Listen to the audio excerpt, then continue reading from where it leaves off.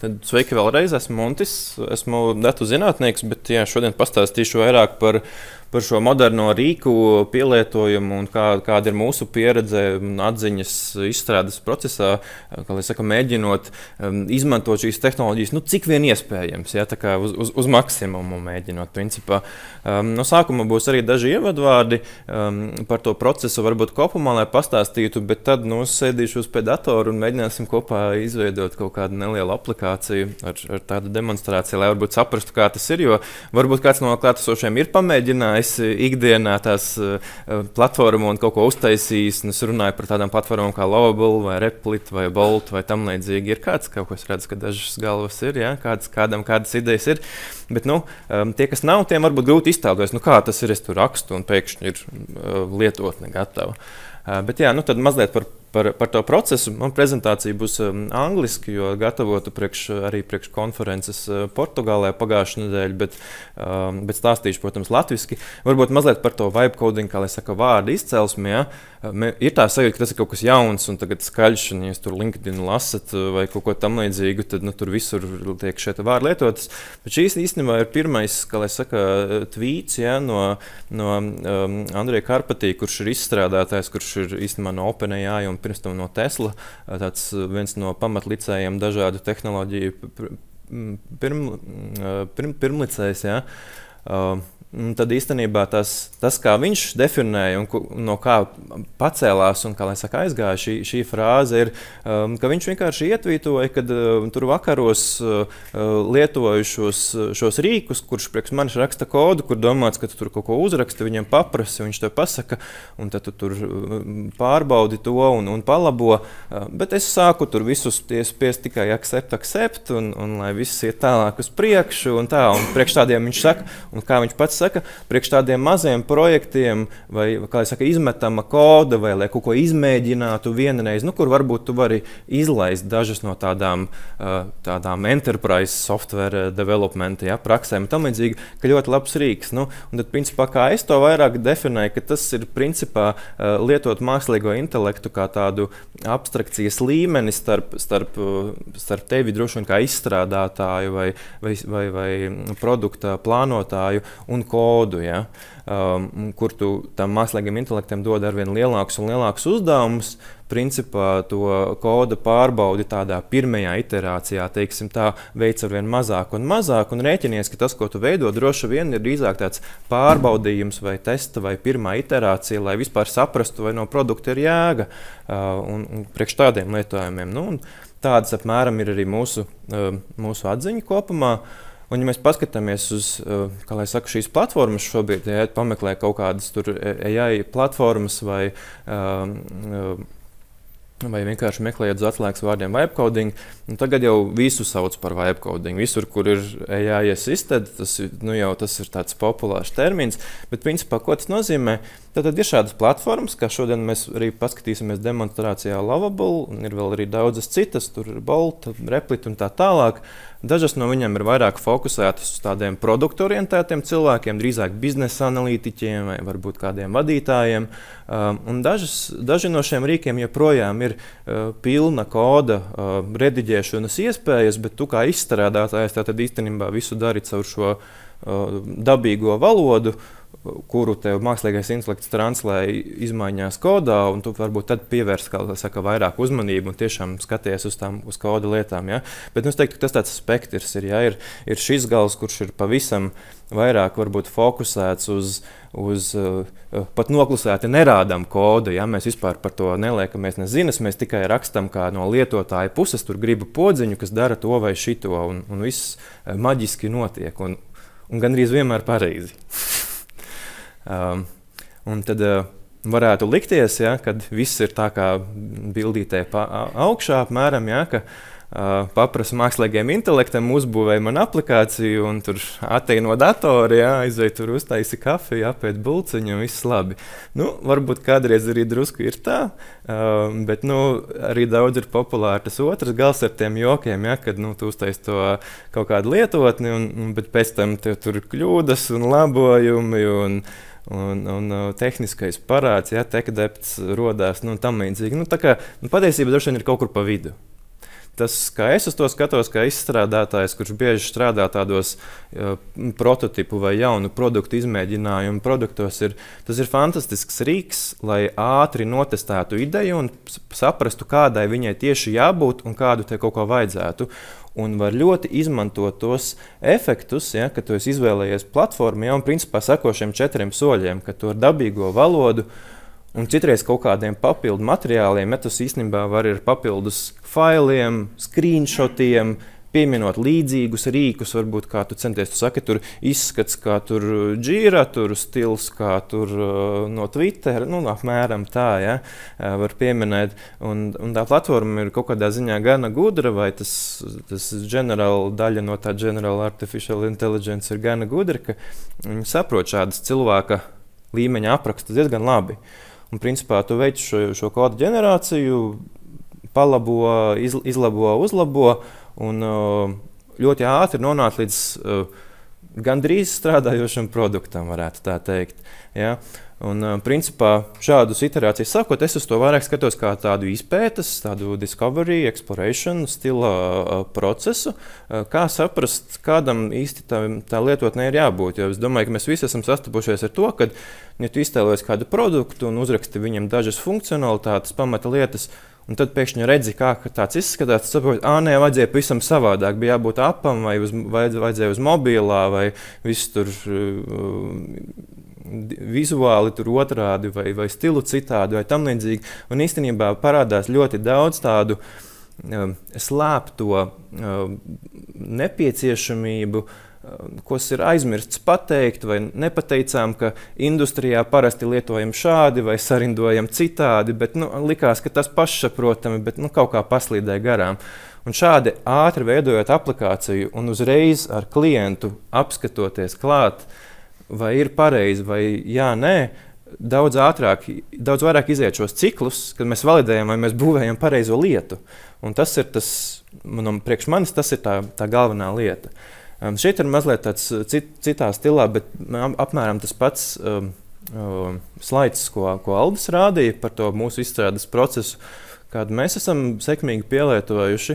Es varbūt šeit arī ļoti daudz detaļās neieiešu, bet varbūt tas pieminē to pamatciklu, ja mēs skatāmies no produktu izstrādes cikla, tad, kad sākumā ir tāds izpētes process, kur apzināties biznesa prasības un tam līdzīgi, kas būtu pirmais solis, tādā standarta izstrādes procesā, tad šeit jau principā pirmajā un otrajā solī jau kopā ar visticamākais biznesa analītiķi un kopā ar kādu, lai palīdzētu šīs prasības piefiksēt, un kopā ar kādu klienta ekspertu vai cilvēku, kurš pārzina labāk dažādus lietotāju, tādu workflow lietas, jā, ar user experience, jau mēs sākam veidot prototipu. Jau tādā, kā lai saka, tas, kas varbūt standarta procesā būtu drīzāk biznesa prasība apkopošana, šeit jau daļēji ir sākam veidot prototipu, jo veidot prototipu mums ir daudz vieglāk uzskatīt, redzot uz ekrāna, ko tad mēs gribam un saprotam, ka vajadzēja savādāk un tam līdzīgi. Mēs daudz ātrāk nonākam līdz kaut kam, kas varētu būt tuvāks gala produktam. Un tad noteikti tāds drusciņi lūzuma punkts kaut kādā brīdī, kurā mēs saprotam, ka varbūt tas, kādā aplikācija šobrīd izskatās, varbūt ar daļēji tādu nepilnīgu funkcionalitāti vai neīstiem datiem šur tur vai tam līdzīgi, kad mēs pārslēdzamies drīzāk uz tādu ok, šis izskatās labi, un tagad ir jāpieņem lēmums, un tikai tagad mēs izvēlamies īsto tehnoloģiju steku, tehnoloģijas, kuras mēs lietosim, lai būvētu gala versiju šim produktam. Principā šajā trešajā vidējā punktā, tas, ko mēs varam darīt, mēs varam teikt, ok, prototips ir, mēs tagad varam to lietot kā šablonu, bet īstenībā būvēt no jauna daudz ātrāk, kā vienkārši būvējot no jauna. Vai arī ir otrs variants, mēs varam turpināt lietot, ja mēs atzīstam šo platformu uzrakstīto kodu un izveidoto platformu par gana labu esam, mēs varam arī ņemt to un turpināt tālāk, gan turpināt lietot pašu platformu šajā attēlā, šis ir tas lovable, gan arī lietojot pilnu koda, rediģēšanas rīkus, kā lai saka, izstrādes procesus tālāk seko, kā parasti, teiksim tā, ja, pa iterācijām pievienojot jaunas lietas un tam līdzīgi. Tā kā var šīs metodas gan kombinēt, gan lietot varbūt šo pirmo fāzi vairāk kā tādu izpētes procesu. Tā kaut kā izskatās tas process. Šeit es ļoti īsi, man būs četri kā lai piegājieni, tas varbūt ir mazliet vairāk tādas tehniskākas lietas. Es par pirmo pastāstīšu mazliet vairāk un par pārējiem drusku mazāk, kas ir piegājieni, ka kaut arī šī ir lieta, kā jūs redzējāt, no februāra, ja, šis tvīts, kur šis termins ir parādījies, mēdī ir daudz pilni ar šo tēmu, ja, ir pagājis drusku vairāk kā pusgads un ļoti populāra lieta, bet jau šeit parādās metodes un labās prakses un metodoloģijas un piegājieni, un tad šeit ir no manas puses un no dažādiem internetu resursiem apvienotas metodes, kā mēģināt adaptēt šo ātro piegājienu, kas it kā ir domāts nelielu rīku vai prototipu izveidē, priekš tādas nopietnākas izstrādes procesiem, tādām, tā kā enterprise developmentam, tā teikt. Tātad, pamatlietas, protams, katrai no šīm platformām ir savas vadlīnijas. Kā labi darīt, ko darīt no sākuma, vai izdomāt, kā mēs ejam cauri. Ja mēs pieregistrējamies jebkurā no šīm platformām, viņām visām ir kaut kāda mācību daļa, kur ir rakstīts, kā labi rakstīt šos vaicājumus intelektam, kā labi pievienot struktūru, ko tur likt, ko tur nelikt. Viena no lietām ir, kad vairāk ir jāfokusējās uz to, man vajag izdarīt ko, nevis man izdarīt kā. Ja? Jo, teiksim, šie ir tā jautājumi, kur šīs platformas, ja viņas lieto šos gatavos izstrādes ietvarus, viņi pārsvarā viņus uztver diezgan pareizi un diezgan labi. Tas joprojām ir spēkā. Ja? Mums nav vairs 22. gads, kad, ja tu nepareizā formā ievadīji promptu, tad ChatGPT 3.5 atbildēja ar ļoti sliktu rezultātu. Ja? Kā mēs zinām, šie modernie rīki ir daudz mazāk jutīgi uz šo kādā formātā vai valodā vai secībā. Mēs rakstām šos vaicājumus, bet kaut kas no tā joprojām ir spēkā. Un katrai platformai šis ir mazliet savādāk, tur pēc tam, kad platforma ir varbūt izvēlēta un papētīta, ir noteikti vērts to palasīt, jo galu galā šo platformu izstrādātāji ir ļoti motivēti, lai jūs lietotu viņu platformu un turpinātu viņai kaut ko attīstīt, jo, protams, par to arī ir jāmaksā. Un tad ir šī varbūt daļa, uz ko es gribu fokusēties drusku vairāk šodien. Tad patiesībā eksistē tāds koncepts, kaut kā nosaukums tāds ļoti vienkāršs un latviski arī ļoti viegli ar pareizu nozīmi iztulkot nav, bet principā ir tāds dokuments, angliski parasti lieto saīsināto versiju PRD, kas ir Product Requirements Document. Latviski gribētos teikt, varbūt tā ir programmatūras prasību specifikācija, ja zināms termins, bet ar šo saprot mazliet citu niansi, mazliet cita stila piegājienu. Šis ir drīzāk tāds produkta vīzijas dokuments, es viņu sauktu latviski, kas parasti ir dokuments uz apmēram 2-3 lapām, kurā mēs aprakstām, šādi ir mani problēma, šāda ir šobrīdējā situācija, šādi ir kaut kādi uzdevumi, ko platformai jāveic, šādi ir mani lietotāji, un lietotājiem ir jāizdarīt to. Tādā ļoti augstā līmenī, nefokusējoties ne uz tehniskām detaļām, ne uz kaut kādām implementācijām, nepieciešamību, neko tam līdzīgi. Tātad ļoti, ļoti augsta līmeņa apraksts, ja ir kādi strikti ierobežojumi, kā tur jālieto konkrētas lietas vai dizaina elementi, tos var pievienot, bet principā mērķis ir šo nelietot, lai aprakstītu pārāk sīki detalizāciju, bet lai iedotu tādu foniņu. Ja, mēs, piemēram, saprotam, ka mēs veidojam aplikāciju priekš bērniem, tas mums uzreiz galvā nozīmē ļoti daudz abstraktu lietu, kā piemēram, ja mēs lietojam aplikāciju priekš nodokļu ievedes eksperti. Ja mēs uzreiz galvā iztēlamies, vienā tur droši vien ir tabulas, daudz pogas, otrā tur vajag 3 krāsainas pogas uz ekrānu. Ir tādas daudzas ietvērtās zināšanas, kas it kā ir pašsaprotami, bet šādu foniņu tam mākslīgajam intelektam neiedodot, tad, kad viņam to pogu ir jāģenerē, viņš nezinās, vai viņam taisīt to vienu vai to otru. Ja? Tā kā šo vajag uztvert kā tādu foniņu, kurš ir visu laiku atmiņā tam mākslīgajam intelektam, lai viņam ir tā vīzija, kādā virzienā tad iet. Un tas, kā es lietoju to, ka parasti kā salīdzinājumu ir, tad šis ir kaut kas, ka tajos brīžos, kad mākslīgajam intelektam priekš sevis ir jāizvēlās vai nu tehnisku risinājumu vai kādu funkcionālu detaļu, kuru jūs kā lietotājs šajā augstā līmeņa dokumentā nesat ļoti precīzi aprakstījuši, tad viņš viņu tā kā izdomās, ja, uzfantazēs, ja, halucionēs. Un tad šis ir tas dokuments, kurš palīdzēs viņam viņu uzhalucinēt pareizāk. Ja? Tas nenozīmē, ka pareizi, bet tas nozīmē, ka, kā jau pieminēju šos piemērus, ja, drīzāk, pareizāk vai vismaz tuvāk tam, kurš ir tas vēlamais rezultāts. Tad vēl tur ir turpinājums, ja, kas ir drīzāk izstrādes cilvēkiem svarīgi, ka lietojot šos rīkus, viņi pārsvarā ir gudri, viņi skatās uz pievienoto dokumentāciju, un tas, kas šobrīd industrijā notiek tāds būtisks shifts, ja, tāda pārmaiņa uz kodu repozitorijos pievienot informāciju par to, kā lietas darīt.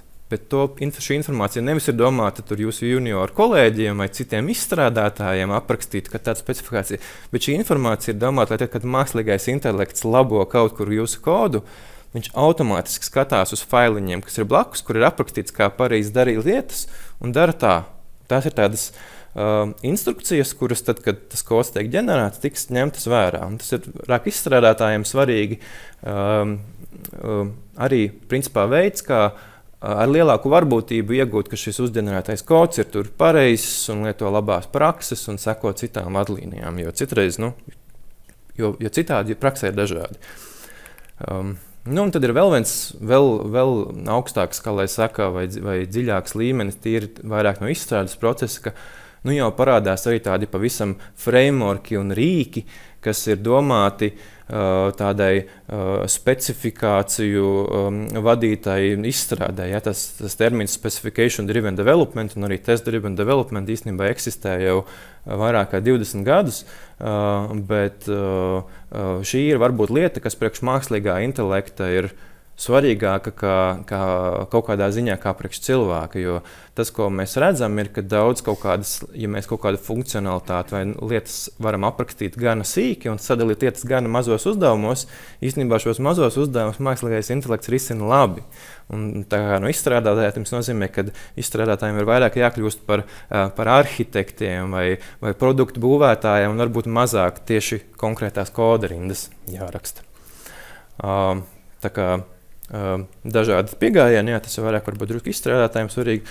Tad mēģināšu iet pie demo. Esmu sagatavojis mazliet tādu aplikāciju. Es iztēlojos tādu, kas varētu būt kaut kas nepieciešams daudzos uzņēmumos, tādi procesi, un es iztēlojos tādu jaunu darbinieku uzņemšanas procesu, tādu onboarding procesu, vai ne? Mēs zinām, ka ir daudz, kur veido dažādus wiki vai tam līdzīgus aprakstus, kur šādas lietas tiek veidotas.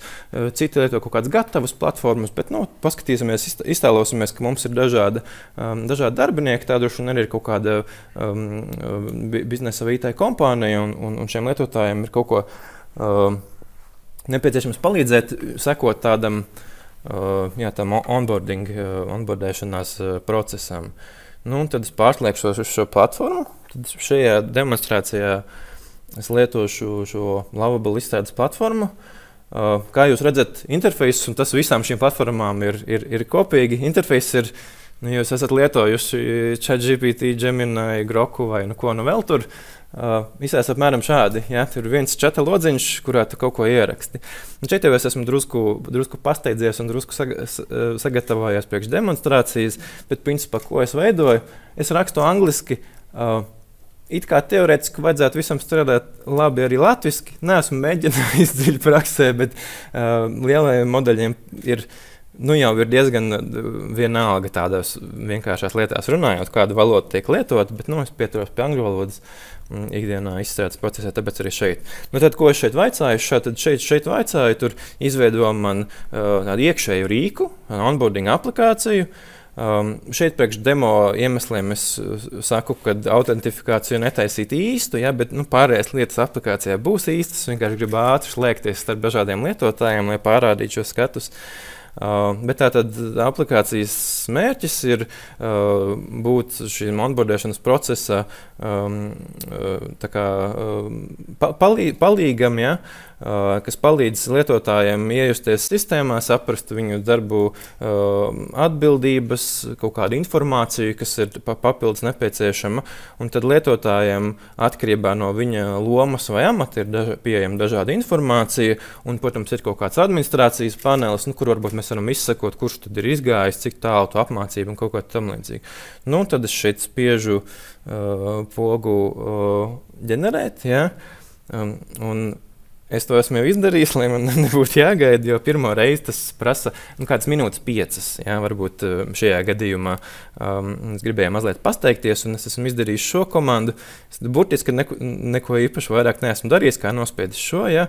Un kas notiek, mēs pārslēdzamies uz šādu skatu. Ja, es no sākuma nerādīšu to pusīti, kur jūs varat redzēt, ir tieši tas pats vaicājums. Ja, mēs pārslēdzamies uz tādu skatu, kur mums ir vaicājumi pa kreisi, un tā lietotne, ko mēs izstrādājam, ir pa labi. Un tad, kas notiek, ja jūs esat lietojuši kādu citu no šīm čatu platformām, tad viņš tur kaut ko tur domā, mums raksta un stāsta, kas tur fonā notiek. Nu, un te, teiksim, platforma atbild par kaut kādu izpratni par to, kas fonā notiek. Ja? Viņš pats uzskaita, viņš pats īstenībā veido plānu, kurš ir līdzīgs šim, ko es iepriekš rādīju, tas PRD, ja, tas Product Requirements Documentation, tas vīzijas dokuments, kur viņš saka, ir pamata nepieciešamība lietotnē, ja, ir dažādas lomas, ir vizuāli indikātori, ir dashboard panelis priekš progresa, un logins ir mock, priekš demo efekta. Ja. Viņš pat ir pats izdomājis, saprotot no tā konteksta, ka tā ir tāda biznesa aplikācija, ka tas ir kādu dizainu lietot, vai ne, te viņš piemin tur tā kā biznesa profesionāla standarta zilo krāsu, ja gribēsim lietot, un kaut kādas citas detaļas. Ja, un šo, piemēram, es nemaz neesmu tā viņam teicis, bet tas uzreiz viņai bija kaut kādi pieņēmumi.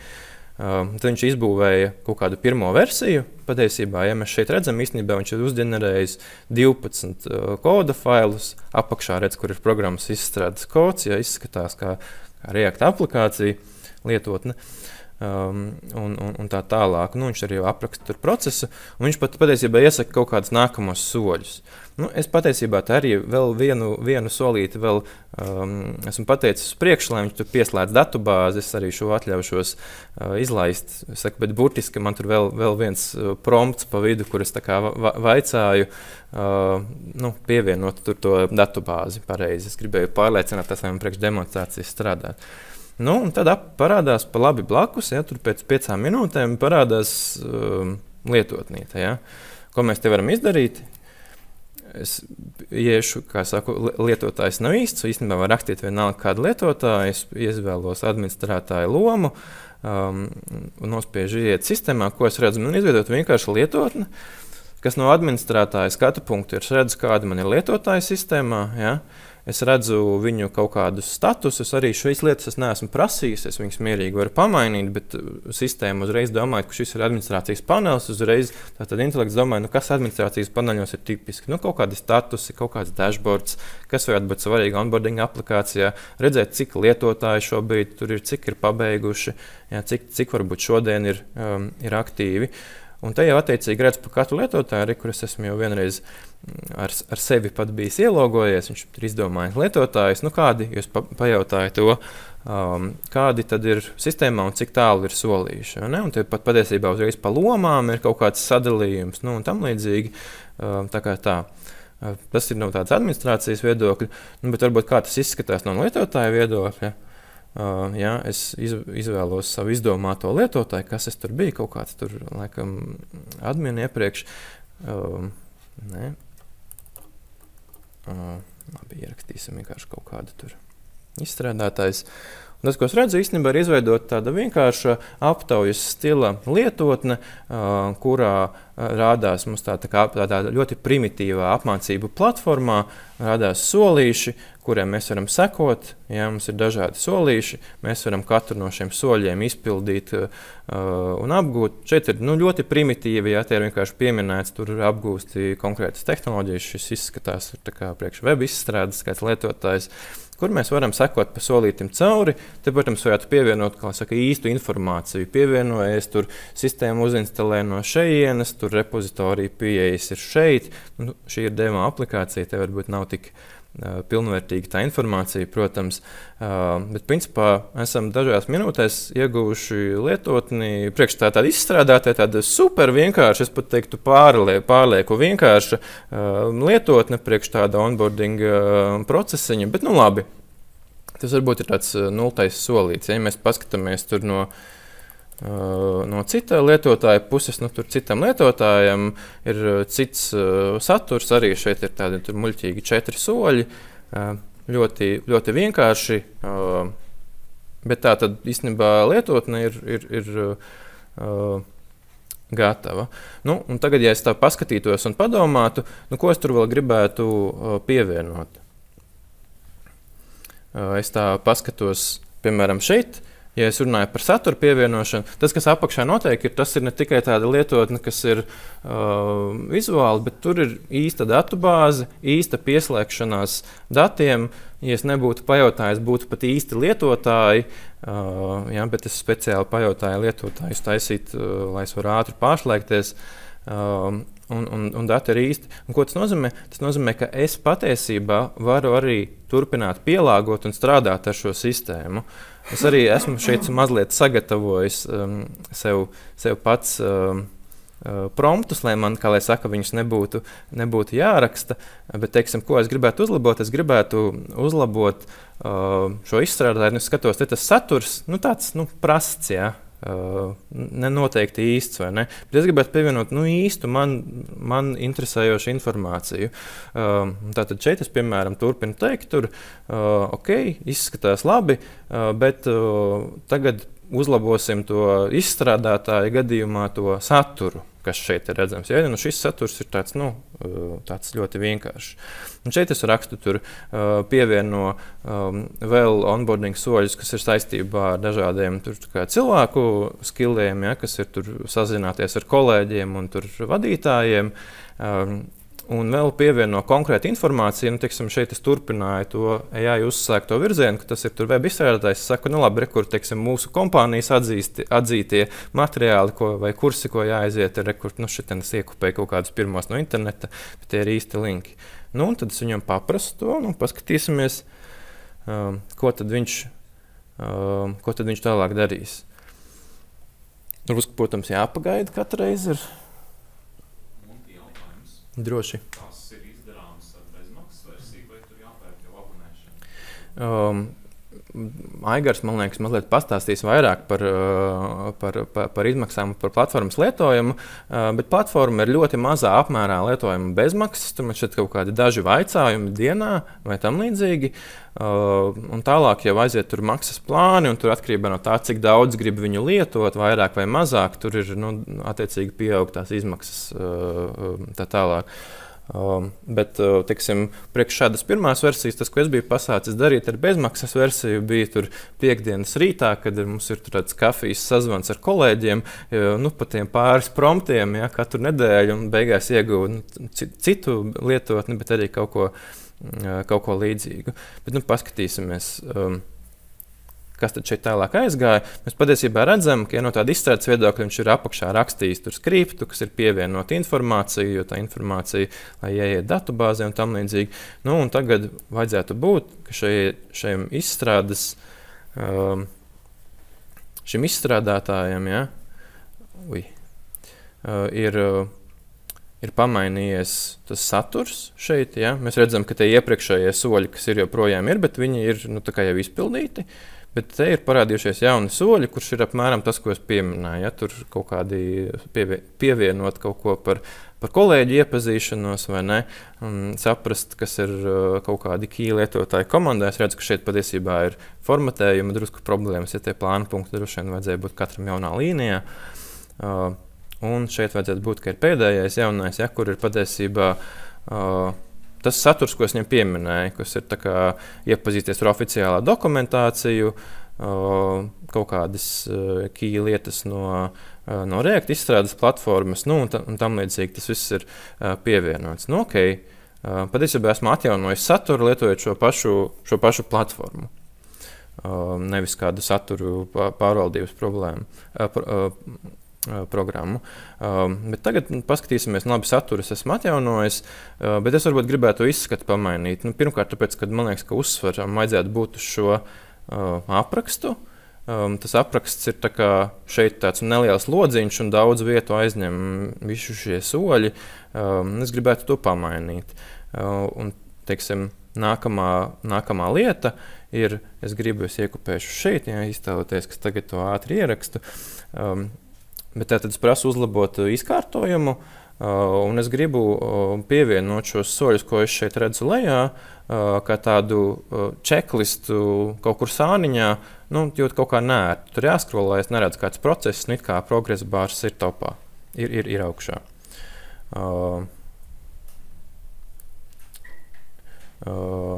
Jā, un tie arī tā pati problēma, ka tur šis markdown formatējums šeit, piemēram, nav ņemts vērā.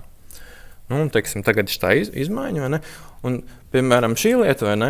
Es oriģināli nebiju pieminējis platformai, ka jāspēj tur attēlot tur markdown tekstu formatējumu, lai man ir tur pareizi boldēts teksts un plāna punkti un tam līdzīgi, vai ne? Jūs varbūt būtu šo prasību aizmirsis vai neiedomājies vai uztvēru drīzāk kā pašsaprotamu, bet, ja mēs tad tīri tehniski skatāmies, tad tajā oriģinālajā vaicājumā šis varēja vispār nebūt iekļauts un prasība varbūt būtu aizmirsta. Tad viņš tur raksta kaut ko. Kā jau pieminēju, šī platforma vairāk fokusējās uz tādu ātru iterāciju un vizuālu validāciju, ka tas, ko es daru, ir pareizi, bet patiesībā šeit apakšā es varu apskatīt pilnu kodu, un, ja pieslēdz kodu repozitoriju, katras šīs izmaiņas, ko šis intelekts veids, tiek veikts kā commits repozitorijā, un kods pēc tam ir pieejams. Tā kā nav arī kaut kur noslēpts dziļi tajā platformā, bet turpat arī viss ir. Bet jā, fokus ir, es tāpēc lietoju tieši šo, jo šeit varbūt tas ir tas galējais gals, ka tas kods netiek pat rādīts tā noklusētā variantā. Kur viņš ir uzģenerējis kodu un ir kaut kāda kļūdaņa, viņš patiesībā pats uzreiz viņu mēģina salabot. Tas, ko mēs vēl citreiz esam redzējuši, ir, ka citos gadījumos viņš pat ir izveidojās kļūda, un tas, ko var darīt, ir tur taisīt screenshotu ar to kļūdu, turpat iemest tajā čatā, un viņš viņu spēja sekmīgi atrisināt, jo tur droši vien ir redzams tas process. Redz, kur ir nākamā iterācija gatava. Viņš ir izveidojis atveramu sānu panelīti. Tagad tie solīši, kas ir apakšā, ir pārvietoti šeit pa kreisi. Te ir kaut kas drusku ar vizuālo noformējumu, ja tur tās ikoniņas nerādās īsti pareizi. Nokal. Es varētu tur viņam pateikt, izlabot tās ikoniņas, vai ne? Šeit es varu pat paņemt tādu speciālo edit lodziņu, kur es pat varu iebakstīt viņām šitien te to lietiņu tur, kur es viņam varu pateikt, ka viņš tur lūdzu un tur pavirzi viņu kaut kur pareizi, jo viņš kaut kā ir tur nobīdījies. Es varēju tā ar kursoru iebakstīt, kur tieši ir kaut kāda problēma.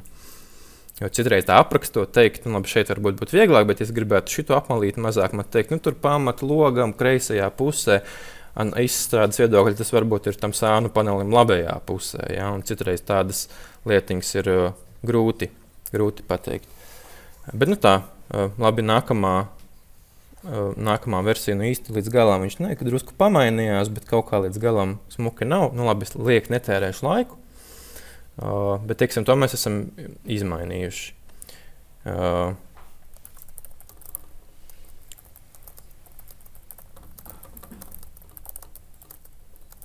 Un tagad, teiksim, gribu vēl vienu izmaiņu, es gribu redzēt tos soļus, šis ir... Šis ir tāds viens stabiņš ar izpildes procesu, bet es gribu varbūt redzēt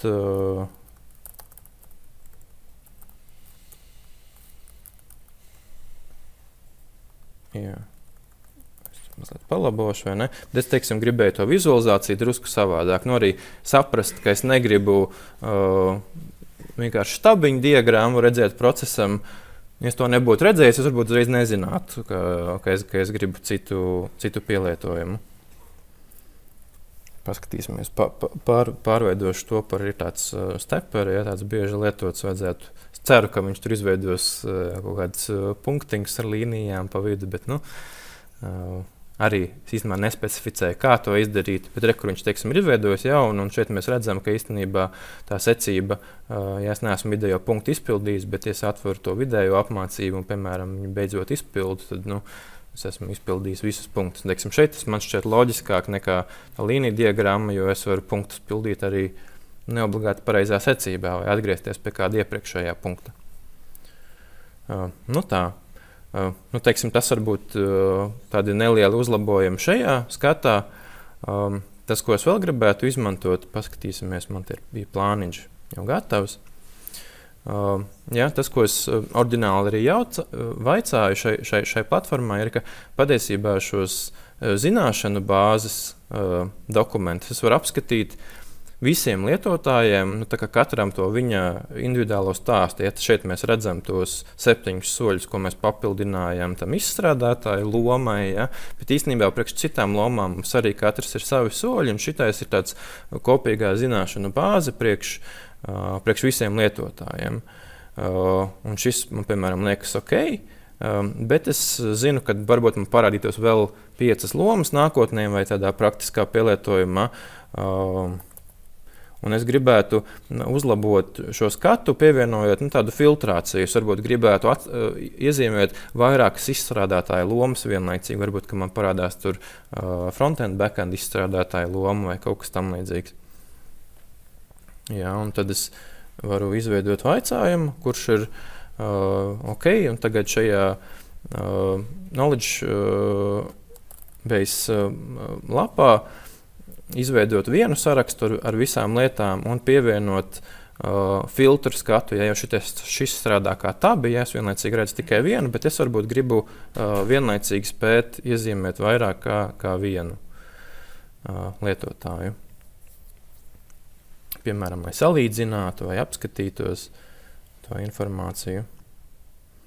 Un atkal.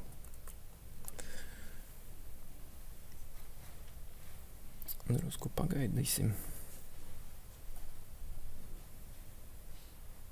Viņš tātad atrod, kurš ir tas fails, ko viņam ir jāmaina. Šajā gadījumā tas visticamākais būs tikai viens fails.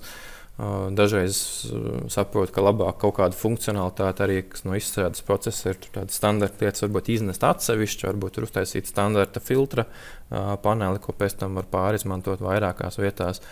Bet, paskatīsimies, ko tad viņš ir uztaisījis. Ja? Kad šo demonstrāciju gāju cauri vakardien, lai sagatavotos, tās, piemēram, tas pogas izskaties savādāk. Tā kā arī mēs nespecificējam detaļas, līdz ar to tas viss var katreiz būt mazliet savādāk. Jo šī ir tā vieta, kur tas mākslīgais intelekts izpaudās, kā to tieši uzbūvēt.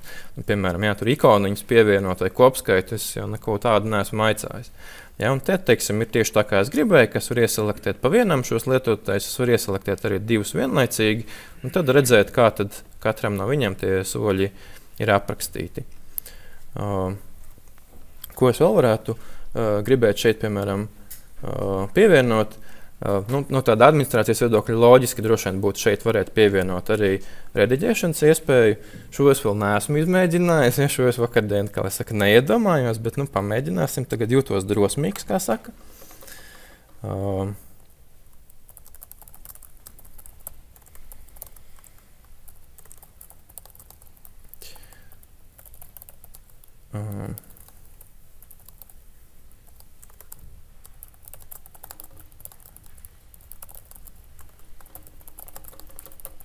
Ja es brīvā valodā rakstu tad administratoriem pievienot iespēju rediģēt šos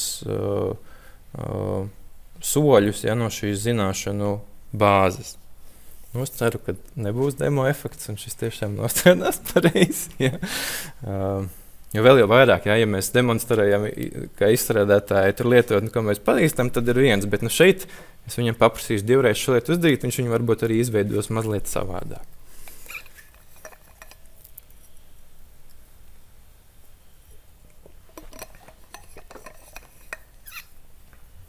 Tur, protams, var pievienot arī tādu pārbaudes soli, ja šeit rādās auto-approve, īstenībā viņš prasītu, vai drīkstu veikt šo izmaiņu datubāzē, un es gribētu rūpīgi pārlasīt, vai šis SQL vaicājums ir pareizs, ja, kā izstrādātājs, bet šoreiz es jūtos drosmīgs priekš demonstrācijas, uzspiedu, ka visu auto-approve, lai drusku ātrāk iet, bet, paskatīsimies, tad, kas tad tur beigās ir. Un priekš tā kā izstrādātājiem, varbūt kamēr mēs te gaidām, patiesībā mēs arī fonā redzam, ja mēs lietojam datubāzi, un tajā datubāzē mums ir, kur tad te viņš ir, kāpēc nerādās? Šo nav atjaunojis, kaut kā nevaru atrast to pamata.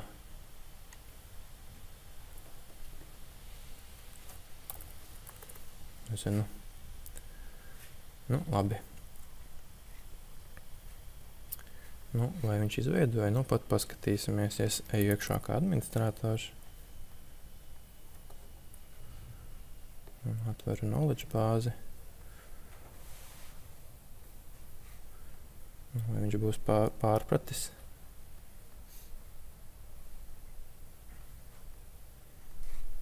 Es neatrodu to dialogu, kaut ko ne tā būšu ievadījis. Nekur, protams, demonstrācijas efekts. Tagad varētu skatīties kodu, mēģināt saprast, kur tieši tad ir pievienota šī lietiņa. Var paprasīt arī, vienu lietu, ko mēs darām, un ko viņš arī pats diezgan dara, tad, kad izveido kādu lielāku funkcionalitāti, viņš pēc tam izveido aprakstu, kā tas ir implementēts un kas ir izveidots. Un, mēs tur projektā, kur mēs lietojām šo piegājienu, šos aprakstus pēc tam pievienojām tiem mūsu darba uzdevumiem, ja, lai viņi tā kā aprakstītu, kas un kā tiek izveidots. Mums arī tagad liek netērēšu laiku. Mēģinot saprast, kāpēc tieši tur tas nerādās. Man liekas, tas ir saistīts ar to, ka viņš tiešām izveidoja kā admina lietotāji, bet mums tie lietotāji nebija īsti lietotāji, tāpēc droši vien arī tas nenostrādāja gluži tā, kā es gribētu. Labi, demonstrācijas efekts. Tad varbūt... strādāt, tas kaut kur uz viņu serveriem, pārkaršana ir viņu problēma, teiksim tā, ja. Tagad, tā kā vēl varbūt paturpinot mazliet šo uzlabojumu šajā pašā skatā, varbūt es kā lietotājs gribētu arī spēt ne tikai apskatīt man piešķirtot 5 soļus, bet arī brīvā valodā, ja mēs tagad visi esam pieraduši tur moderni paprasīt, tur ChatGPT vai Gemini vai vēl kaut kam lietojumu, un patiesībā viņi ir pievienojuši šie Lovable platformas izstrādātāji, tādas ērtas integrācijas ar tipiskām lietām. Teiksim, datubāzi viņi uzreiz priekš tevis uzliek, un tev no pašām jāvada informācija. Un vēl viena no tādām lietām ir, viņi ir pievienojuši vieglu veidu, kā uzreiz paņemt jau gatavus šos AI modeļus, kurus piedāvā izstrādātāji, jo daudzas tādas tipiskas lietojumi mūsdienās ir tur kaut kāds search vai chats, kuru varētu gribēties pievienot. Tad jums iepriekš šeit bija chats, vai ne, kurus rakstīšiem tur, piemēram, kur es varu uzmeklēt informāciju, ja, piemēram, nekur par engineering manageru, tur ielikt zvanu tam developer izstrādātāju lomā, vai ne. Tad es varbūt gribētu arī ar chata interfeisu atvērt chatu un paprasīt, kurš ir mūsu tur engineering manager, vai ne. Un tas, ko būtu normāli izstrādes procesā jāveic, būtu jāizveido datubāzi, kur visu šī informācija būtu pieejama, būtu jāizvēlās kādu no piegādes servisiem, vai tas ir OpenAI vai kāds cits, jāpieslēdz API integrācija ar viņiem, ka mēs viņus lietojam, tagad mēs viņam sūtam tos datus, un viņi mums sūta atbildi, kur ir tā kā ņēmuši vērā šos dokumentus visus, vai ne? Un īstenībā kaut ko šādu šobrīd izveidot šajā platformā ļoti vienkārši. Viņi ir pievienojuši iespēju ļoti viegli pieslēgt šos AI risinājumus. Viņi strādā kā starpnieks, ja, jo viņi, kā jūs saprotat, šis viss pats ir AI, un tad vienkārši viņi to pašu lieto arī tā kā iekš šīs lietotnes ir iespējams pieslēgt. Tad paskatīsimies, kā tad viņi to te ir pievienojuši. Redz, kur ir parādījusies čata podziņš šeit, ja, stūrītī. Paskatīsimies. Jā, mēs to redzējām, kur es redzu atbildes ekrānu šeit patiesībā. Mēs, piemēram, nezinātu, man šī būtu īsta datu bāze, kurā būtu īsti lietotāji. Es varu pajautāt šim chatbotam jautājumu. Es ceru, ka viņš nostrādās. Patiesībā viņš ir atbildējis ar rezultātu no...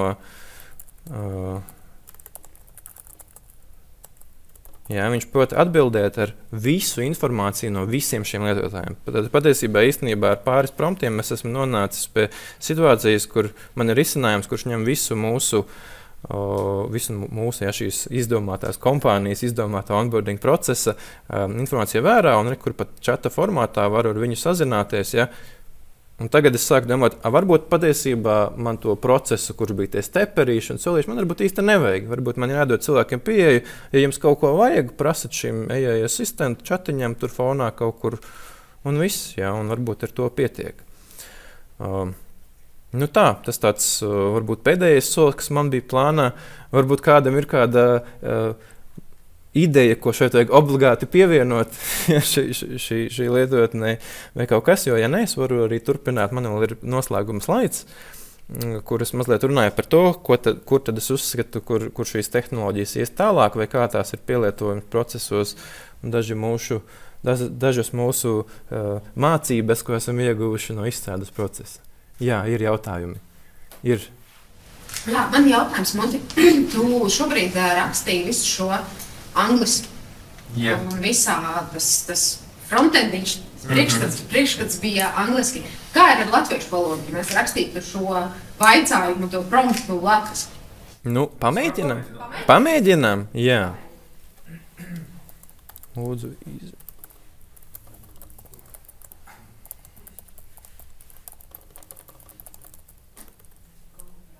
Jā, es vienkārši prasu iztulkot adminu paneli latviešu valodā. Pārbaudīsim, gan vai viņš saprot man latviešu vaicājumu, gan vai viņš sapratīs un pārtulkos šos tulkojumu, šo visu saturu. Bet viņš man pat atbild latviski. Ja. Vairums šo valodu modeļu, ja mēs runājam ar to pašu ChatGPT vai Gemini vai tam līdzīgi, viņi pārsvarā atbild tādā pašā valodā, kā to ar viņiem runā. Un jau tie lielie modeļi ir gana labi arī latviski, ka viņus tā arī var lietot, un tie mazākie citreiz tur sajūgtajā latviešu gramatikā un galotnēs, lai gan pat saturs mēdz būt diezgan ok. Teiksim, šī ir lieta, ko daudzvalodība, ja, vai, piemēram, pārslēgties uz tumšo tēmu, lietotnē, ja, tādu funkcionalitāti, to noteikti būtu vērtīgi apsvērt no sākuma un droši vien pievienot tajā konkrētajā. Patiesībā ļoti ātri ir gatavs vai administratoru panelis. Jā, viss ir pārtulkots soļi. Ja, šīs lietas lomas nav pārtulkotas, bet tas droši vien ir arī diezgan sagaidāms. Šis es redzu arī, ka nav, bet tā ir, man liekas, ka iebūvēta biblioteka, kas automātiski saka tos laikus tādā cilvēku lasāmā formātā. Bet īstenībā viss ir, vairums lietu ir pārtulkots. Mēs pat zināšanu bāzes skats, jā, poga ir pārtulkota, bet pārējās lietas nav. Bet, redz, kur ir latviešu atbildes jautājums? Bet ja mēs būtu sākuši rakstīt to vaicājumu latviski, viņš uzreiz to, tā kā to risinājumu taisītu arī latviski? Es esmu diezgan pārliecināts, ka jā. Tāpat kā es tagad vienkārši rakstīju, viņš man atbildēja un taisīja latviski. Es pieļauju, ka arī šī varbūt ir viena no lietām, kas ir tāda dabīga prasība, ko mēs varbūt tur tā kā izstrādātāji pieraduši varbūt vairāk uz angļu valodu, bet ja mēs runātu latviski, viņš droši vien darītu pareizi latviski. Es tā domāju, jā. Paldies. Man ir jautājums, tagad tiek izstrādāts šis frontends, Lielāpoli. Ko es varu darīt tālāk? Es viņu varu dabūt ārā, kā rīku, vai man šis ir kaut kas, ko es dodu tālāk programmētājiem, kā es viņu sajūdzu ar savām datubāzēm un tā? Jā, tā tad šis var būt tas moments, ka tas ļoti labs jautājums, jo šis process, jā, īstenībā šobrīd neeksistē, jā, neviena grāmata nav par to, kā šo pareizi darīt, bet jā, tas, kas ir no mūsu pieredzes, ja es atgriezīšos, droši vien pieminēšu to vēlreiz no slaidiem, ir, ka mēs, teiksim, veidojām projektu, vairāk par to pastāstīs pēc tam Aigars, bet kur mēs sākotnēji lietojam šo platformu, lai tādu pirmo vīziju par projektu vai produktu dabūtu gatavu, un pēc tam, lai strādātu pie varbūt sarežģītas funkcionalitātes vai pie kaut kādas īpašas integrācijas vai tam līdzīgi, tā tālāk mums tas kods ir iespējams viņu iegūt. Ja? Patiesībā mēs šeit viņu visu redzam, šeit es viņu varu downloadēt, bet īstenībā viņu var pieslēgt, ka viņš tev pat uzņēmuma koda repozitorija automātiski tiek ievietots. Un pēc tam šo pašu kodu izstrādātājs var iet izlabot repozitorijā, un šajā lietotnē, ja viņu tur šeit parādīs, ir izmaiņas repozitorijā, un izmaiņas automātiski parādīsies arī lietotnē. Tā kā īstenībā var paralēli strādāt gan ar izstrādes rīkiem, gan ar šo platformu. Un tas arī tas, kā mēs, piemēram, sākām, ka varbūt tādas lielās lietas un saprast izkārtojums, un tā veidojam šādi, un kaut kādas tādas. Kā mēs zinām, ir tāda funkcionalitāte, kur tev podziņa ir viena, bet apakšā loģika ir tur milzīga un ilga un gara. Un, teiksim, tādu funkcionalitāti es neieteiktu veidot ar šo platformu, jo šeit mēs redzam tikai vizuāli, tev tur būs vai nebūs tekstīts, tu īstenībā nezinās, vai apakšā process ir vai nav pareizs. Teiksim, tādi back-end heavy uzdevumi mēs drīzāk veiktu kodā, nevis nekodā. Ja. Tagad visi aptuveni redzēja kaut kādu progresu, kas notika. Pie komerciāla aspekta var parādīt aptuveni, cik daudz tokenus tu iztērēji, lai uztaisītu šo demo. Mēs nevarētu saprast, cik tas tā kā, cik naudas, teiksim, aizgāja uz elektrību un pārēju. Jā, paskatīsimies. Labs jautājums. Man liekas, ka šitiem te kaut kur, viņš kaut kā rāda. Es negribēju atvērt kaut kādu. Jā, es tā kā negribēju kaut kādu atvērt tādu skatu, ko nevajadzētu atvērt. Jā. Šī īstenībā ir tas, ko es veidoju demonstrācijas. Ja es varbūt mazliet parādīšu, šis ir vakardien gāja cauri šai demonstrācijā sagatavotas, ka šeit arī pievieto EA chatu, man viņš bija šādā panelī, ja, uz to pašu vaicājumu. Bet man arī likās, ka iepriekš viņš te rādīja to stābiņu, tad, kad nospieda uz to.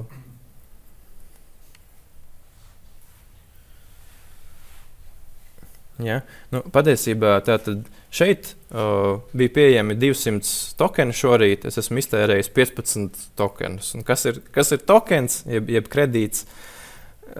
Grūti nodefinēt. Viņi prasa samaksu par šīm vienībām, un viņas kaut kādā ziņā translējās uz koda daudzumu, kuru tu edito. Ja? Es esmu iztērējis 15 vienības, bija 200 pieejams. Jā, kaut kāds viņu formāts. Tas noteikti translējās uz visi lielie valodu modeļi. Ir jāmaksā tev par input-output tokenu skaitu. Kas ir tokens? Tokens ir latviski droši vien zilbe ir vistuvākais jēdziens. Tas kaut kas līdzīgs zilbē. Tas ir daļa no vārda. Tā kā nezinu, cik vienā kredītā ir tokeni, bet teiksim, tas, ko mēs šorīt esam veikuši, mums prasīja tur kādus 10 kredītus. Jā, šajā kontekstā, pierreiz vienkārši papildinot, iespraudīšos. Mums bija kolēģis, ka runājot par multivalodu atbalstu. Ir tā standarta nefunkcionāla prasība. Pēdēšu priekšā. Jā, tas starp citu ir Aigars, jā, viņš runās pēc tam, grib arī tagad. Jā, bet tad, man arī tas ir sirdīt uz temas, multivalodas un tā, lokalizācija. Un tad tā ir nefunkcionāla prasība. Ja mēs viņu kā programmētāji realizējam, mums patiesībā tas ir ļoti vienkārši. Mēs vienkārši domājam to, ka mums ir resursu failiņš, mēs visus tekstiņus atsaucamies uz resursu failiņu, kā piemēram. Un dzīve ir skaista. Tad mēs gribam pielikt valodus, nokopējam failiņu, nomainam vārdus, dažus iztulkojam tekstus, vai cilvēki iztulkojam mašīnu, un dzīve ir skaista. Šajā gadījumā tas kļūst diezgan sarežģīti, jo viņam tas ir tā kā papildus konteksts, kas katrā vaicājumā ir jātur līdzi. Un, ja mēs runājam par tiem tokeniem, ir tā, ka viņiem ir kaut kāds tāds zilbju daudzums, ko viņi tur kā kontekstu. Un jo lielāks ir tas konteksts, jo vairāk tos tokenus tu dedzini kā katru jau vaicājumu. Un tad sanāk, ka ja tu saliec visas šīs skaistās prasības klāt, tu patērē viņus vairāk. Un mums ir viens cits kolēģis, kurš uzbūvēja savu tā kā, nosauks pa brīvdienu projektu. Viņam, lai uztaisītu viņu līdz produkcijai, tas izmaksāja kaut kur 1000 naudiņām. Bet viņš arī viņš jūta, ka viņam tas tokenu patēriņš eksponenciāli pieauga, un viņš ielika visādas papildus prasības, kā piemēram multivalodu atbalsts, tur kaut kādas zināmas drošības lietas un tā. Par datubāzi runājot, šis risinājums pats arī mazliet taisa to backend datubāzi, bet man liekas, ka viņš tā izmanto tādu kā datu servisu. Es nezinu, vai Lovable pirms dažām nedēļām pielika to, ka viņi paši hostē lietas, bet būtībā tā ir tāda kā mākonī pieejama, tā varētu teikt, Postgre datubāze, kas ir pieejama kā servis. Un tad viņš to visu dara pats. Un, ja mēs runājam par integrācijām, tad droši vien tā labā praksa un skaistums ir tajā, ka mums visi dati un visas mūsu esošās sistēmas ir skaisti noslēptas zem dažādiem API servisiem. Un tad mēs sazināmies ar savas sistēmas, rādām kā API, kā datus, ko var iegūt vai iebarot. Un tad viss ir skaisti. Jo mēs varam izolēt problēmas, kas šķiet rodas. Jo šīs problēmas, kas te var rasties, ir diezgan lieliskas, jo viņi nezina arī dažas lietas. Bet par to es runāšu vēl.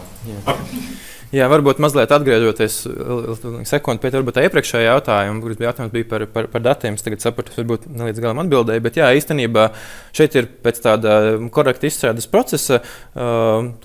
Teiksim, konkrēti šajā Lovable ir tie risinājumi, vai šīs platformas ir dažādas. Bet, teiksim, Lovable gadījumā viņi veido React frontendu ar konkrētām stilu bibliotēkām un Superbase datubāzi, kas ir, kā jau Agars pieminēja, tur Postgres datubāze. Standarta. Tas ir viņa tāds standarts. Viņam paprasīja un nespecificēja, viņš darīs tieši šādi. Ja? Viņu var iemānīt, lietot citu datubāzi tam līdzīgi, bet priekš izstrādātājiem viņš patiesībā veido šo datubāzes izstrādes failus, ja? Tā sauc par migrāciju failiem, kur tev ir kaut kāds sākumais, kurš izveido visas tabulas un tā tālāk. Un principā, ja es izpildu šos šajā gadījumā, mums bija 3 izmaiņas, ja viņš ir veicis 3 izmaiņu failus, ja es šos failus izpildītu tur tukšā datubāzē pēc kārtas, es iegūtu to struktūru, ko aplikācijai vajag. Ja, ko lietotnē vajag. Līdz ar to izstrādāties var pie sevīm, tur lokāli viņu tur pacelt un palaist un turpināt darbinot. Un teiksim, arī mūsu izstrādes gadījumā es to iešu tālāk un pastāstīšu par to procesu mazliet. Mēs tā arī darījām, mēs izveidojām šo procesu, un pēc tam sapratām, mēs turpinājām lietot to platformu, bet tur mazliet savādāk. Bet tu īstenībā vari aizmigrēt prom no šī konkrētā risinājuma un lietot savu lietu, un vienkārši lietoju šo platformu kā tādu ērtu izpētes eksperimentācijas rīku. Es redzēju, ka bija jautājums. Jā, bija jautājums, vienkārši ir kods, vajag foršana, bet arī pieminēja vienkārši pēc tam iedod izstrādātājiem, cik izstrādātāji priecīgi ar šo saģendrēto kodu. Ja, kur tur bija tā bildīte, ja, kaut kur tālāk. Ir dažādi, teikšu, kā ir. Ja. Ir labas lietas, ir sliktākas lietas.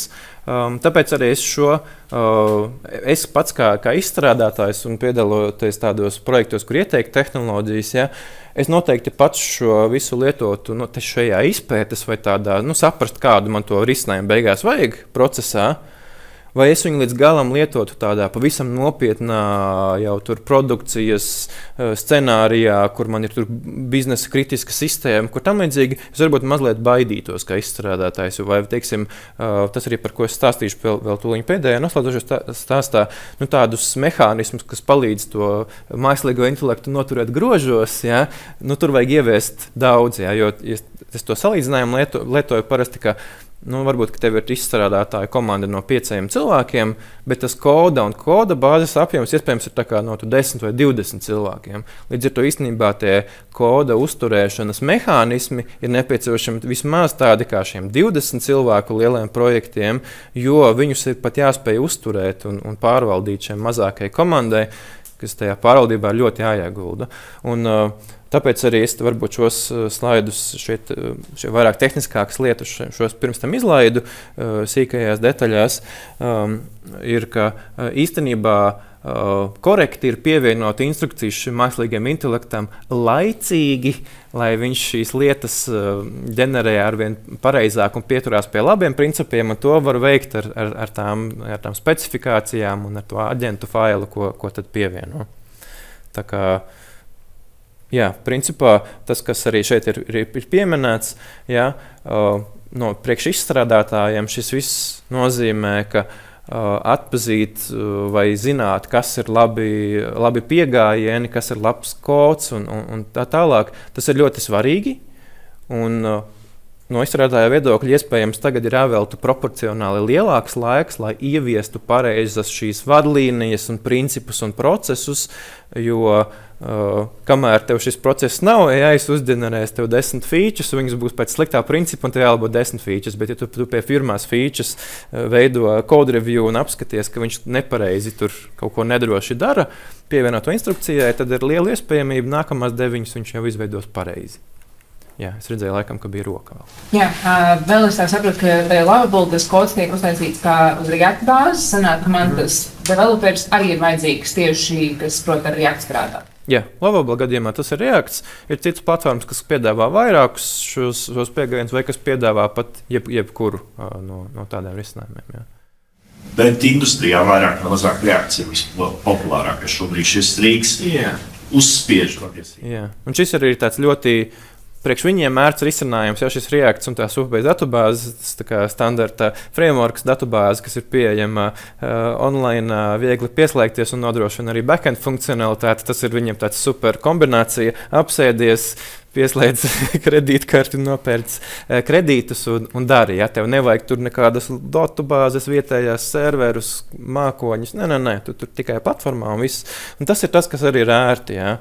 Un šeit arī tā kā varbūt tādas atziņas par šo kopumā. Man šķiet, ka šis ir superīgs rīks, lai veidotu šīs sākuma iterācijas pavisam noteikti, cik tālu uz to pārslēgties un mēģināt to paralēli lietot izstrādes procesā. Tas noteikti ir tāds ļoti diskutabls jautājums. Es domāju, ka kaut ko jā, bet tur ir tā ļoti selektīvi to varbūt jādara. Bet principā šobrīd darīt tādas lietas, kā izveidot 3 piegājienus vai 3 dažādus UI elementus vai tam līdzīgi. Ja, iepriekš varbūt tas prasīja daudzas stundas, tur cilvēkiem zīmēt, tur Figma, Miro vai vēl kaut kur idejas un izkārtojums. Tagad tu vari to pašu promptu iekapēt 3 logos paralēli, paskatīties, kādas 3 lietotnes tev ir izveidojušās un saprast, ir foršāk, ka šitais ir tur sāniņā, šitain labāk izkārtojums tāds, krāsas varbūt šitādas. Un īstenībā šīs iterācijas, kas varbūt iepriekš bija dārgas vai smagas vai ilgas, ir vienkāršākas kā jebkad.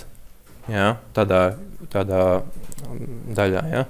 Un šis ir arī unikāls rīks, kā jau pieminēju, ja, tādas, kā šeit to sauc par domāju specifiskām halucinācijām. Ja mēs pievienojam šo problemātisku aprakstu, tā lietotne uzģenerēta jau diezgan korekta priekš mana lietojuma. Ja. Viņa bija tāda standarta, tur IT, tur sistēma ar zilo skinu vai ne. Īstenībā tādas lietas tur mēs teiksim ļoti neprasījām. Un šī ir tā lieta, kur daudzas tādas lietas, ko varbūt ja mēs rakstītu strikti dokumentāciju vai prasības no kāda teiksim, intervijas ar klientu, vai ne? Mēs pēc tam atnākam mājās, tur skatāmies tur mītiņu pierakstos un saprotam, es aizmirsu parakstīt kādu, kā man izveidot to vai šito. Vai ne? Un tev tā kā jāzvana vai jāraksta, un atkal diena paiet. Nu, tā, teiksim, priekš šādām lietām, man liekas, ka super rīks, jo, ja tev klients pasaka, es šitādu gribu to apu, tikai tagad nodrošiniet viņu priekš tādas produkcijas izstrādes, tu vismaz zini, ka tas, ko tev ir jāpielabo, jau ir diezgan pareizs. Ja? Un, protams, parādās visādas jauni piegājieni, jaunas nepieciešamības, ja? Pair prompting, prompt reviews. Ja? Mēs, teiksim, projektā veidojām tādus tos user stories tādā prompt formātā uzreiz ar mērķi, ka sāk viņus izrunājam, pēc tam uzreiz viņus tālāk iekupējam platformā un aiziet. Nu jā, tā kā īsumā tas varbūt ir viss jautājumi. Cik tokeni arī jāizmanto, lai pats sev uzģenerē? Atkarīgs, ko tu gribi tajā aplikācijā. Ja? Es domāju, to, ko mēs veicām... Platforma pats sev uzģenerē. Tā var izdarīt? Nesapratu? Viņš pats sev uzģenerē. Pats sevi? Jā. Kā jau pieminēju, starp citu, Lovable pati platforma ir veidota ar kursoru, kurš arī ir AI rīks. Viņi paši pāris nedēļās uztaisīja prototipu. Nepateikšu, cik ir jāsamaksā. Kaut kādā ziņā tas ir proporcionāls kodu daudzumam, jo tu maksā par kredītiem, kas ir tokeni, kas ir vairāk vai mazāk koda daudzums.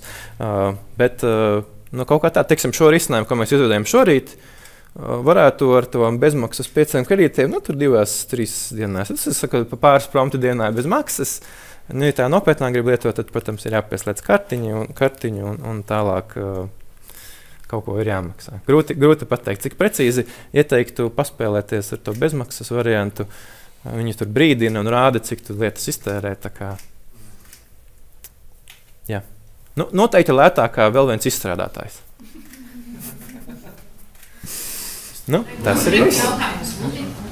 Ja, kādā gadījumā mēs negribam taisīt jaunu kaut kādu aplikāciju, bet man jau ir esoša sistēma, kur es gribu jaunu sadaļu, piemēram, jaunu formu izveidot, vai šo var darīt ar šo rīku?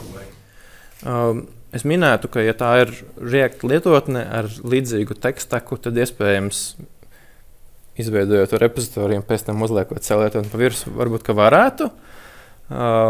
Es tādām lietām noteikti nelietotu Lovable, bet drīzāk Replit vai kādu citu. Tad šīm platformām viņas ir vairāk izstrādātāju orientētas. Šī varbūt ir tiešām vairāk tādiem produktu cilvēku orientētu platformu. Ja? Bet tajās var, jo zinu, ka tajās var arī mainīt lietotājus, bet mainīt pārslēgt tās lietas. Tā kā noteikti var. Bet priekš tāda lietojuma, teiksim, ja tas jau ir, es nezinu, jūs esat izstrādātājs vai kāda tā loma, bet ir arī šie līdzīgi rīki, ja, tas, protams, ir vairāk tehniski skilli, ja, bet šīs platformas, ko pieminēja pirms tam, tur GitHub Copilots vai kursors vai tam līdzīgi, kurš ir koda rediģēšanas rīks, bet arī kā izstrādātājs, piemēram, es tā ikdienā strādāju, ja es atveru kodu, skatos, saprotu, un es arī īstenībā rakstu promptu fonā. Man blakus lodziņš, kurā es rakstu, un viņš veic to kodu rediģēšanu. Un tas pieejams ir ļoti līdzīgs, bet tas tomēr ir, es paralēli skatos arī uz kodu. Jā, es varbūt tur daudz neko nedaru, bet ir iespējams veikt. Bet labs jautājums, jo šis noteikti ir veiksmīgāks lietojums to lietot grassroots, jā, projektiem no nulles, esošiem it depends. Jā. Jā, jautājums, mēs te runājam, kā izskatās tas kodējums un tā tālāk, bet arī šitam tagad viņš jau jauns. Kā izskatās tā attīstība, te bija radītāji kodējumi, kaut kādā brīdī. Visu laiku uzlabojās, paliek tev kodam? Es arī, mans personīgais viedoklis, un atkal, patiesībā manā LinkedInā atrast pilno prezentāciju, par ko es stāstīju vairāk ar tehniskām detaļām tajā konferencē, bet tur ir teiksim, mans uzskats ir, ka īstenībā šie ietvari un tehnoloģijas, kā šajā gadījumā React un Supabase, kuri ir vairāk tādi ir angliski lietot termini opinionated, ja, kuros ir konkrēti viens vai daži veidi, kā pareizi darīt lietas, ir skaidrs, ka kaut kādā ziņā mākslīgajam intelektam šādi ietvari ir pateicīgāki, jo viņš nevar kaut kā nepareizi tur ar līmi un skoču izdarīt, ja, viņš darīs tā kā jādara, jo ietvarā var tikai tā izdarīt. Ja. Tādā ziņā pateicīgāki. Noteikti iznāk šie jaunākie modeļi, viņi ir mazliet labāki un pareizāk strādā, vai teiksim, viņiem ir pieejama informācija par svaigākajiem piegājieniem tajā paternā, un jā, viņi uzlabojās. Es domāju, ka noteikti pienāks laiks, un šīs platformas attīstībā, kā tās iet uz priekšu, kad viņas ar vien labāk un labāk šādu standartu funkcionalitāti. Es, piemēram, ļoti droši tādā lietotnē vai sarežģītākā lietotā, kā mēs redzējām, teiksim, pievienot kaut ko tādu, ka tev, nezinu, lietotāja formiņa, vēl vienu lauciņu, tur papildus adreses vai otrs e-pasts, nezinu, kaut kā tādu standarta, ja, tur no create, read, update, delete aplikācijām, kas es zinu galvā, tas būs tabulā, tur viena koloniņa, tur pāris formiņas, kā viņi editot, viss pāris vienkārši. Es uzticētos, ka viņš to izdarīs pareizi uzreiz, baigi tur pat neiedziļinātos detaļās. Vai ne? Kaut kāda super sarežģīta funkcionalitāte, ja, kā piemēram šis tur AI search uz dokumentiem, kur es zinu, ka tur īstenībā lietotājiem var būt podziņa viena un čatalodziņš viens, bet apakšā kods tur ir ja? Tādu varbūt es neveidot ar platformu, bet šeit atkal tie izstrādātāju rīki, ja, arī lietot to kursoru, kopilotu kaut ko fonā un darīt arī ir noteikti iespējams.